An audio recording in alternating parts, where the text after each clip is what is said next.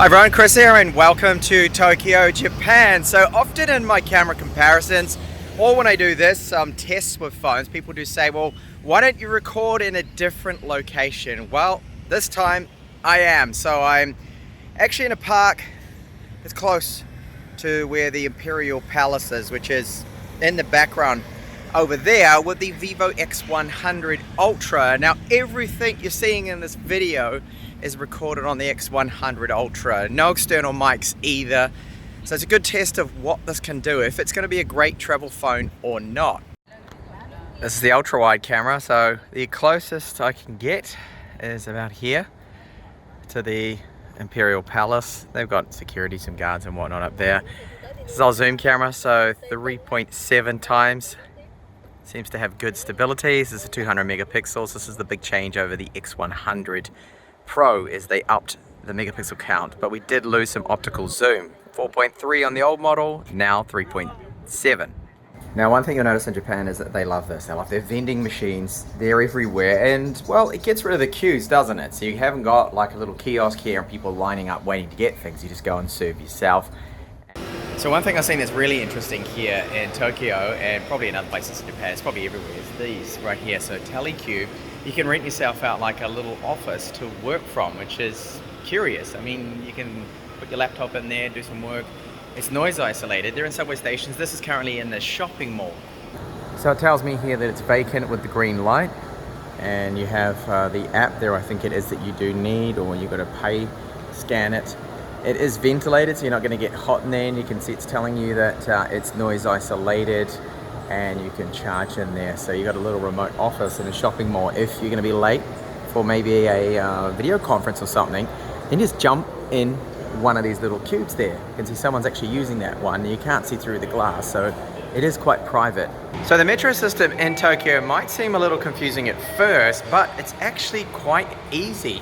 It's all color coded, and the stations all have letters, and they number them too as well. So it's very easy to tell which direction you have to go. And I recommend getting one of these, which is a 24-hour subway ticket. So if you get that, then you've got access to the subway, get it on and off as you wish for 24 hours for a fixed price. And it works out to be the best deal if you're going to be looking at a lot of sites.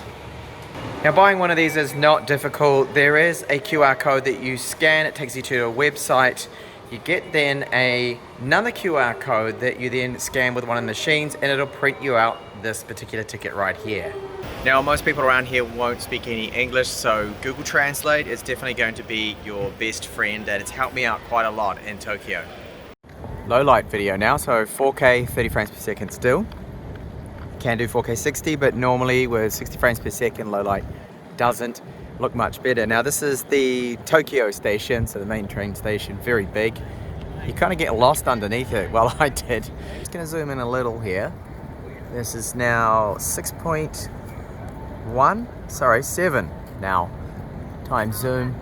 Stability is good, I'll give it that, but yeah, looking a little bit washed out now.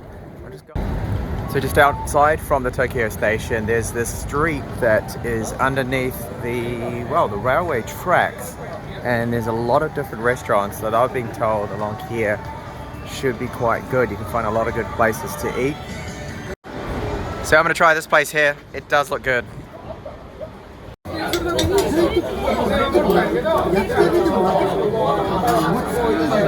Time to test out the local beer too, the Kirin beer. Nothing like the Kirin chipset. Focus, I notice, is sometimes struggling with the camera. Nah, it's good. And my plate has arrived. So I ordered 5 different types of chicken skewers here, like chicken kebabs. Let's see what it's like. Not bad. A few moments later. So here in Japan, you still see the old Crown. That's from Toyota. Very old, but they're still going, and I imagine that's got a lot of kilometers on it. But then you get the new style taxi.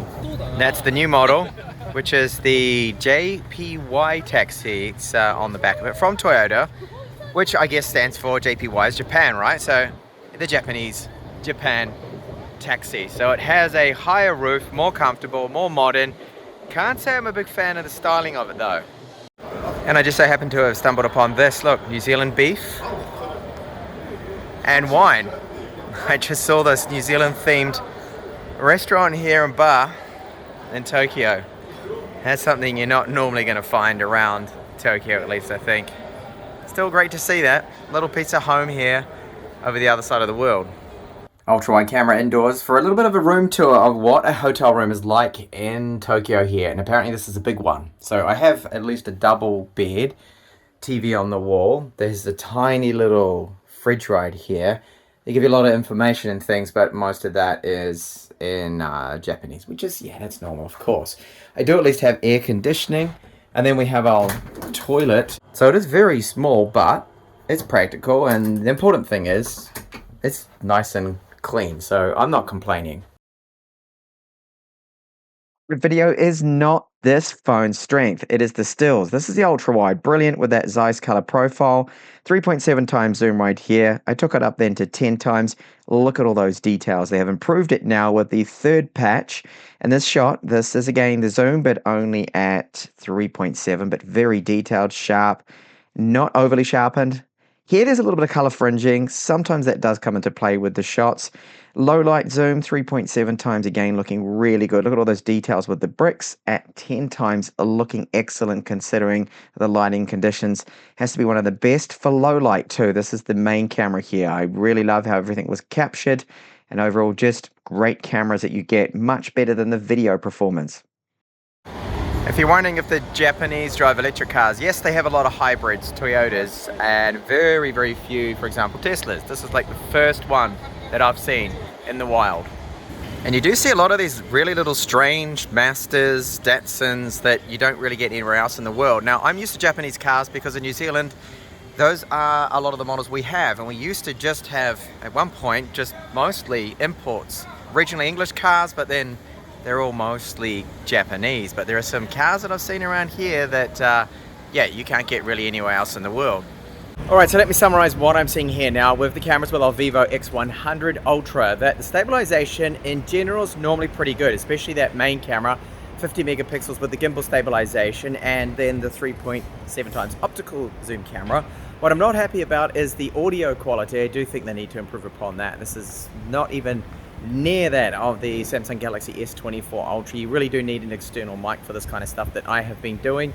And the other is some of those shots that I have taken and the video quality. There is definite room for improvement, but I am seeing some of those shots do look really good. I'm happy with some of that low light video performance, especially for a zoom camera. So thank you so much for watching this here real world test of the Vivo X100 Ultra. Hope to see you back in the channel soon.